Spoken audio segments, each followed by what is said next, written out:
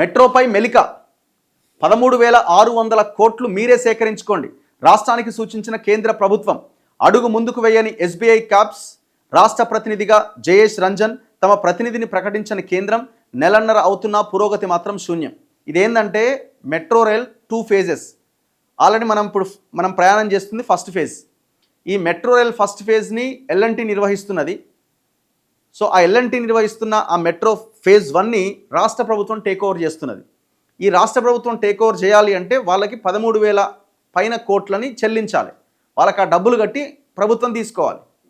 ఈ పైసలు లేవు కదా ప్రభుత్వం దగ్గర. అప్పుడు ఏం చేశారంటే వీళ్ళు జపాన్లో ఉన్న ఒక సంస్థ ద్వారా నిధులు సేకరించారు. ఆ నిధులు సేకరించినప్పుడు కేంద్ర ప్రభుత్వ ఆదేశాలు లేనిది మన రాష్ట్ర ప్రభుత్వ అకౌంట్లో పడడానికి అవకాశం లేదు. సో అప్పుడు కేంద్రానికి ముఖ్యమంత్రి లేఖ రాసిండు, కేంద్రంతో సంప్రదింపులు జరిపిండు. ఇంకా ఆ కొన్ని సందర్భాల్లో కిషన్ రెడ్డి దీన్ని ఆపుతున్నాడు అని కిషన్ రెడ్డిని ముందు పెట్టి మళ్ళీ ఇద్దరు కలిసి రైల్వే శాఖ మంత్రి అశ్విని వైష్ణవ్ని కలిసి మళ్ళీ ఈ ముగ్గురుపై కేంద్రంలో ఉన్న ఇంకా పెద్ద పెద్దలను కలిసి మొత్తానికి ఒక అంగీకారానికి వచ్చారు. మెట్రో ఫస్ట్ ఫేజ్ మీరు జపాన్ నుంచి ఇక్కడి నుంచి ఎందుకు తెస్తారు, ఇక్కడ ఎస్బీఐ ఉన్నది, అక్కడ మనం అందరం కలిసి చేద్దాం.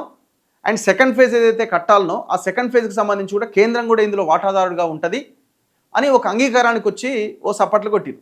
ఇప్పుడు దాని తర్వాత కేంద్రం అట రకరకాల మెరికలు పెడుతున్నదట. ఇప్పుడు ఎందుకు ఇంత అర్జెంట్ దీని మీద ముఖ్యమంత్రి ఎందుకు బాగా ఫోకస్ చేసిందంటే ఇప్పుడు అక్కడ ఫ్యూచర్ సిటీ అని ఒకటి స్టార్ట్ చేసింది కదా. మెట్రో సెకండ్ ఫేజ్ని ఫ్యూచర్ సిటీ కనెక్ట్ చేస్తే అక్కడ కంపెనీలు వస్తే ఆ భూముల వాల్యూస్ పెరుగుతాయి. వాల్యూస్ పెరిగితే అందులోంచి మనం కూడా ఇంత తినొచ్చు అనే లైన్లో ఉన్నారు. ఎందుకంటే ఆ ఫ్యూచర్ సిటీ అన్నదే పెద్ద గోస్ట్ సిటీ. అది దాని ద్వారా ఏదో సాధిస్తాడు అనేది ఉత్తమాట. అది 50,000 కోట్ల నుంచి 1,00,000 కోట్లు ఎత్తే కార్యక్రమం. అది అంతకుమించి ఇంకేం లేదు అక్కడ.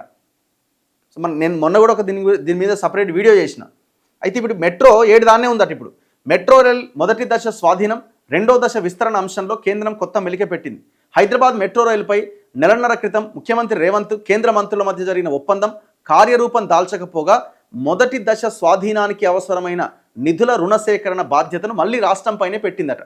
మరోవైపు మొదటి దశ స్వాధీనం, రెండో దశ విస్తరణకు కావాల్సిన నిధుల అంచనా, రుణ సేకరణ కోసం ఎస్బీఐ క్యాప్స్ను కేంద్రం కన్సల్టెంట్గా నియమించింది. కానీ ఈ అంశంపై ఎస్బీఐ క్యాప్స్ ఒక్క అడుగు కూడా ముందుకు వేయలే. ఇక మెట్రో విషయంలో కేంద్రంతో జరిపిన చర్చల మేరకు మున్సిపల్ శాఖ ప్రత్యేక ప్రధాన కార్యదర్శి జయేష్ రంజన్ను రాష్ట్ర ప్రభుత్వం ప్రతినిధిగా నియమించింది. కేంద్రం మాత్రం ఇప్పటి వరకు తమ ప్రతినిధిని ప్రకటించలే. ఎస్బీఐ క్యాప్స్ ప్రతినిధి ఎవరన్నది కూడా ఇంకా తేలలే. హైదరాబాద్లో మెట్రో రైలు మార్గాన్ని విస్తరించాలని రాష్ట్ర ప్రభుత్వం నిర్ణయించింది. ఫేజ్ 1 ద్వారా తమకు ఆశించిన ఫలితాలు రాలేదని, నష్టాలున్నాయని ఎల్ఎన్టీ సంస్థ ప్రభుత్వానికి చెప్పింది.